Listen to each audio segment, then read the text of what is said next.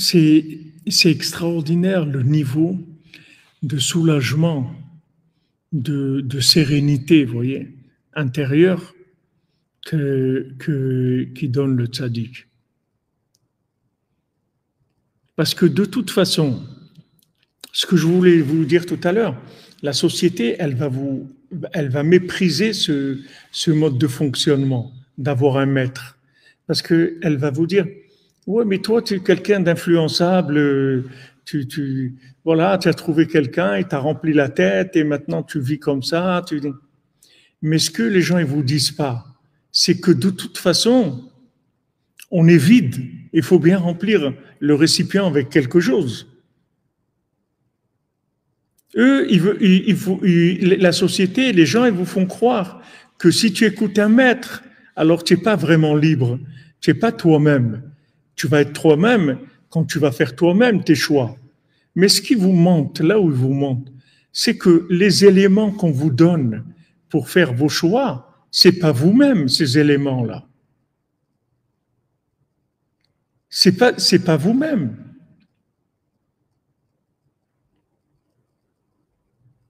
Ça vient pas de vous-même.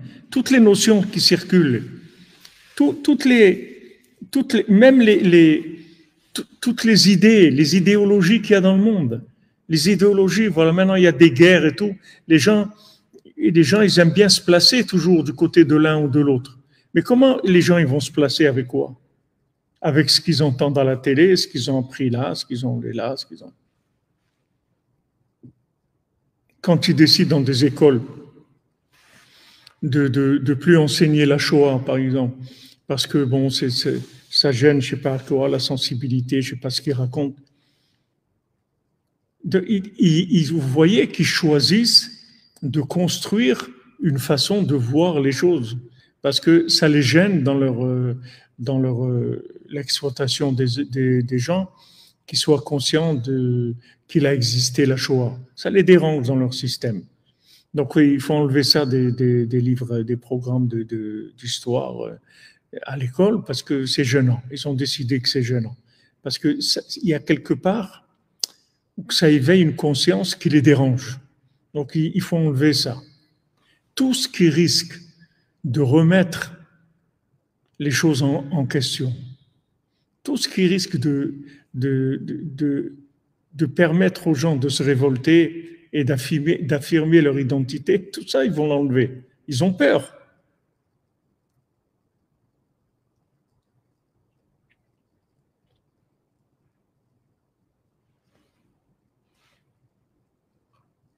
Ils ont peur, vous comprenez? Mais là où ils vous trompent, ils vous mentent complètement, c'est quand on vous dit « n'écoute pas un maître, sois libre », mais tu n'es pas libre. C'est-à-dire, eux, ils vont te dire « sois notre esclave, ne sois pas l'esclave du maître, sois notre esclave ». Mais ils ne savent pas que d'être l'esclave du maître, c'est ça qui va me le rendre libre. Parce que le maître, c'est vrai que je suis esclave du maître, mais ce maître-là, il n'a pas besoin d'esclaves. Lui, il veut rendre les gens libres. Lui, il va placer en vous des notions qui vont vous rendre libres parce que vous allez avoir confiance en vous, vous allez avoir confiance en Dieu et vous allez avancer tranquille, serein. Vous avez peur de rien parce que vous êtes soutenu, vous avez confiance que Dieu est avec vous. Vous priez, vous avancez, vous avez peur de rien. Mais ça, ils veulent pas qu'il y ait ça.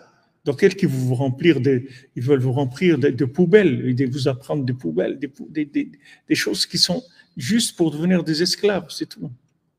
Si tu fais ça, tu as ça, tu dois préparer ton avenir, tu dois faire comme si, voilà comment tu dois gérer ton patrimoine, voilà ça que tu dois faire, voilà. Mais tout ça, c'est un seul but, c'est de vous rendre esclave. Et le maître, c'est le contraire. Parce que c'est un maître qui n'a pas besoin de vous. Le maître, Rabbi Nachman, il n'a pas besoin de nous, du tout, du tout. Même quand on lui donne, voilà, il nous l'a dit, même quand on lui donne, c'est nous qui prenons. Donc, il a pas besoin. Donc, il n'y a pas de notion d'esclavage chez le maître. Pas du tout. Au contraire, son but, c'est nous rendre libres.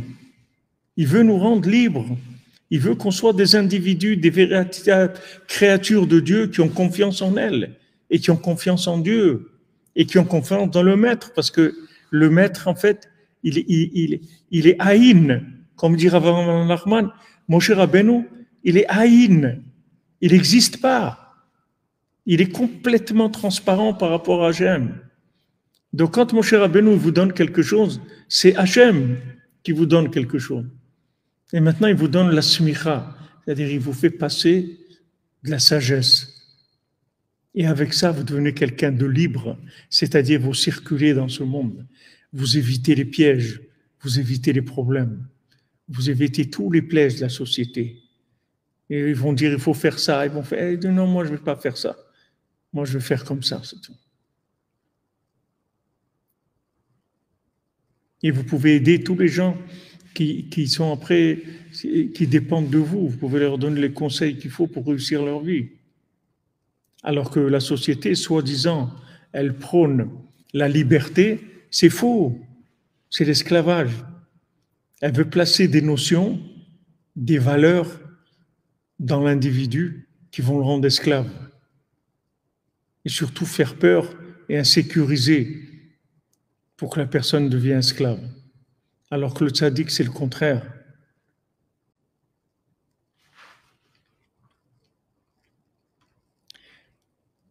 Oui, Jean-Christophe Meyer, comme tu dis.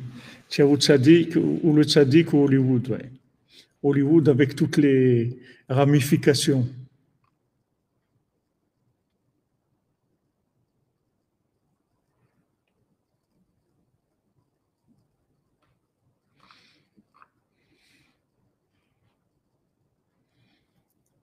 C'est faux, il vous propose des choses qui sont fausses. Il veut vous donner une impression de liberté. Mais c'est faux. C'est faux. C'est pas du tout la liberté qu'il veut vous donner. Au contraire, il veut vous enfermer complètement. Et le tzaddik, il veut vous rendre libre.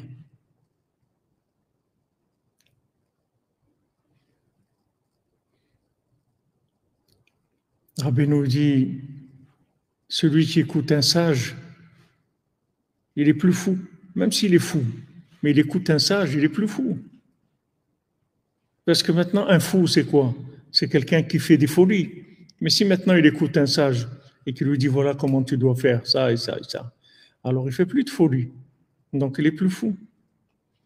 Alors qu'à la base, il peut être fou. Et en écoutant un sage, il peut devenir beaucoup plus normal que quelqu'un de soi-disant normal qui écoute la folie du monde.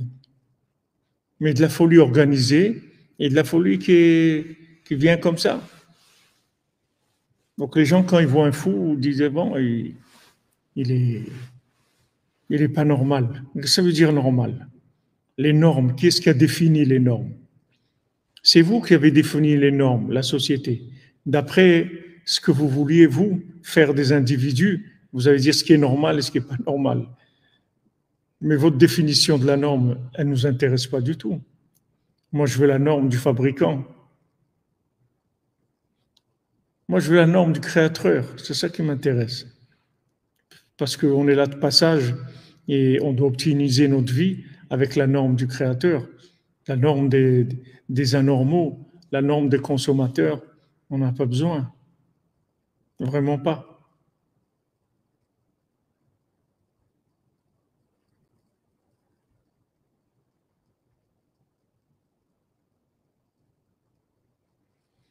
Exactement, comme tu dis, Jonathan, il faut bitoul Hachem, bitoul Tzadik, bitoul à notre âme. Et on peut arriver à des choses extraordinaires dans ce monde. Il y a une méthode avec laquelle on peut arriver à une optimisation, à grandir vraiment, vraiment, à faire des choix extraordinaires, de biens extraordinaires dans ce monde. Il faut écouter, c'est tout.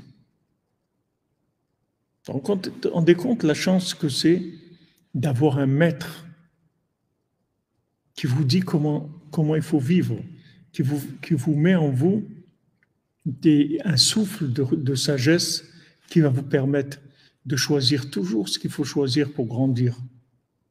C'est extraordinaire.